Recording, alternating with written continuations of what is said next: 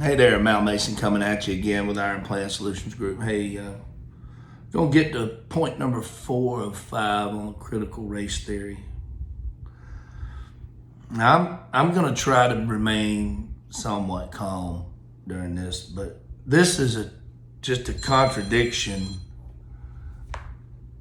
of its own. I mean, the statement itself is a contradiction. I don't care if you're liberal or conservative or communist.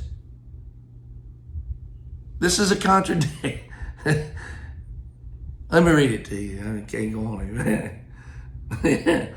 The idea of storytelling and counter storytelling. No shit now. Some of the most important issues that are going to be discussed in the next 5 years as far as the mindset of our children. We're going to start the 4th point by the idea of storytelling and counter storytelling. Well, at least they told the damn truth, because that's all we're getting is a bunch of storytelling. And I'll tell you why. Because I'm going to tear this apart for you. This dichotomy, I'm betting whoever wrote that word couldn't use it in a sentence and tell me what it meant. But anyway, this dichotomy of storytelling and counter storytelling is predicated upon the belief that schools are neutral spaces that treat everyone justly. They were when I was a kid. If you was black, if you was white, if you was green, you talk back, you got licks. They call your mother, they took you to the office, and they gave you licks and sent you back to class. Ooh. If the parents aren't whipping their ass, maybe they ought to shut up and let somebody do it. Because kids are kids. And until you've had 30 of them in a classroom, don't talk to me about what you think you know. Okay. That the spaces treat everyone justly. However, close examination refutes this. It does. They are exactly right.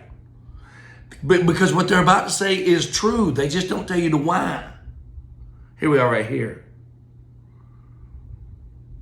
However, close examination refutes that school spaces treat everyone the same. Simply evaluating graduation rates accomplishes this. Really? So you show your ass up out of nowhere and want to look at the sum of all the actions of 12 years of school based on one point in time? Not the failed assignments in 1st grade and 2nd grade, the missed teachers' conferences, the intervention of parents about how you're going to mistreat my child. Hey, here's a news flash for you. We don't have to treat your child no way. Take your child and go home with him. Over here, we got a bunch of children that are trying to learn, that their parents are going to hold them responsible for what they learn. Yeah, they're going to get grounded based on grades. That's a new idea. So take little Johnny or little Susie and take them home. Well, now we know if we do that, they're going to fail, because the reason that they were in trouble at school is because they don't have a good home environment. Now we're trying to fix things we can't fix. This simply evaluating graduation accomplishes the fact that the school circular continue to be structured around mainstream white middle class values. If you can't read and write, what is it that you want the school to do about it? It ain't got nothing to do with middle class white value people. If you have 30 kids in a classroom and 26 of them are moving along at an average pace and 4 of them are not, it is not white, black, green, or indifferent to separate those children and bring them along with a little bit more care, which doesn't exist anymore because it's racist. If you want racism, go inside the house of the white child who's poor, the black child that's poor, the Asian child that's poor, and understand that most of them have a one-parent mechanism in place with a grandparent over the top. But a mom and a grandmother will not get your attention like a father will when he's on a warpath with you. So inevitably what's going to happen is there's going to become a lack of accountability in that system. It's not based on white, middle-aged, none of that shit. Maybe because there's more white people that are raised the same way, that may be true.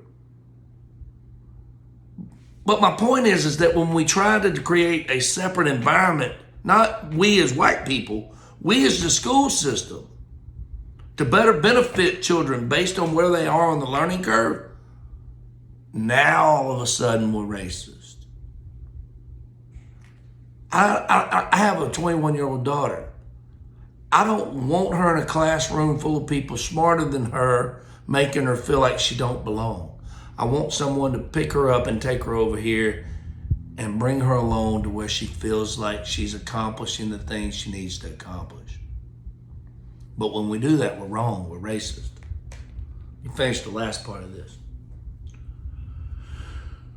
There continues to be a widening of the racial achievement gap, the separation of students of color's achievement and achievement of Anglo-Americans. I agree with that.